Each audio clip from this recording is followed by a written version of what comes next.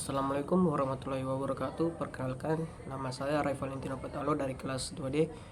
Pada kali ini saya akan mempresentasikan mengenai remedial PKN, di mana pada saat ini saya akan mengambil konflik di Aceh, yaitu masalah pembangunan gereja.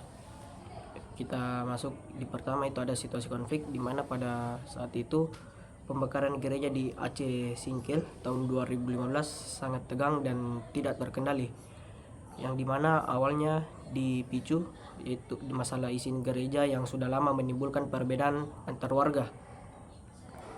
Ketegangan makin meningkat karena demo dan kurangnya penyelesaian yang baik.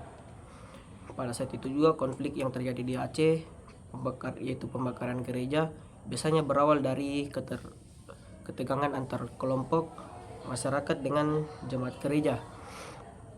Peristiwa ini mencerminkan adanya gesekan sosial dan keagamaan, di mana sebagian warga menolak keberadaan atau aktivitas rumah ibadah tersebut. Situasi semakin memanas hingga terjadi tindakan anarkis berupa pembakaran gereja yang mengakibatkan kerusakan fasilitas ibadah serta menimbulkan rasa takut dan trauma pada masyarakat yang beragama Kristen, khususnya yang di daerah tersebut.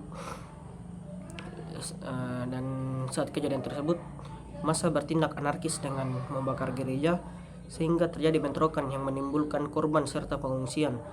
Konflik ini menunjukkan bagaimana masalah kecil bisa menjadi kekerasan karena kurangnya toleransi. Yang kedua, ada penyebab masalahnya.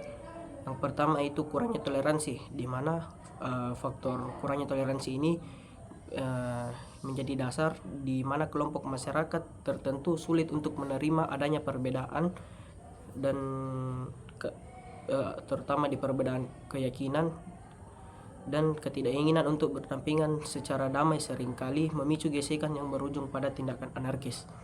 Yang kedua itu masalah perizinan rumah ibadah.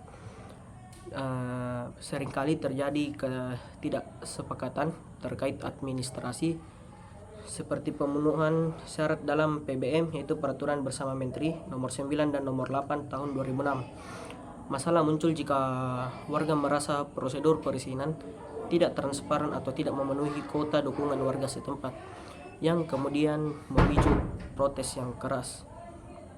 Yang ketiga, perbedaan pendapat warga.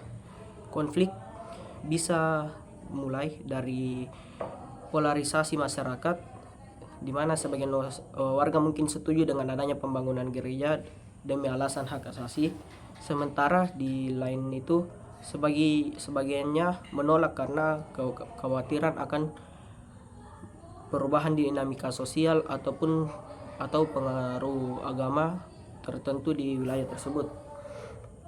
Yang ketiga adalah beberapa sikap yang tidak menghargai keberagaman. Sikap-sikap yang mencerminkan tidak adanya penghargaan terhadap keberagaman lain, antara lain yang pertama, melarang atau menolak keberadaan rumah ibadah agama lain, seperti yang terjadi di Aceh, penolakan pembangunan gereja. Yang kedua, melakukan kekerasan atau tindakan anarkis seperti pembakaran. Yang ketiga, menganggap agama sendiri paling benar dan merendahkan agama yang lain. Yang keempat, tidak mau berdialog atau mencari solusi yang damai. Yang terakhir, yang kelima, itu mudah terprovokasi oleh isu-isu yang memecah belah. Yang terakhir itu solusi untuk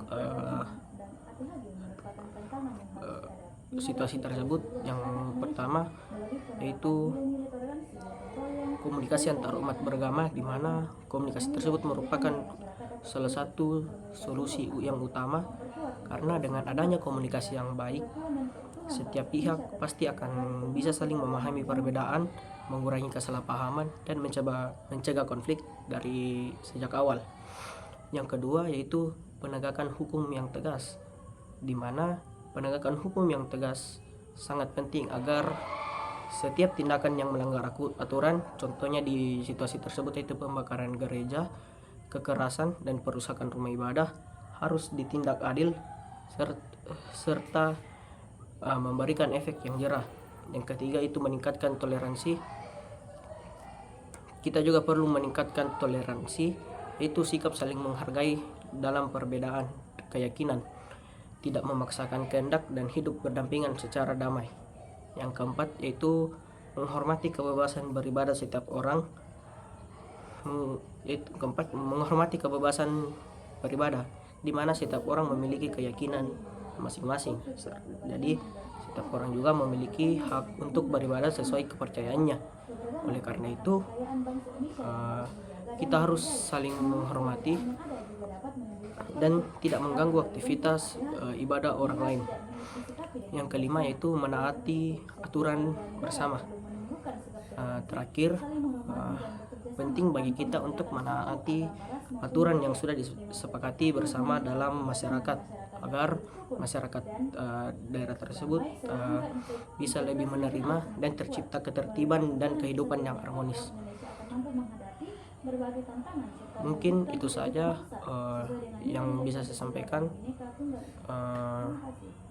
Kurang dan maafnya mohon dimaafkan.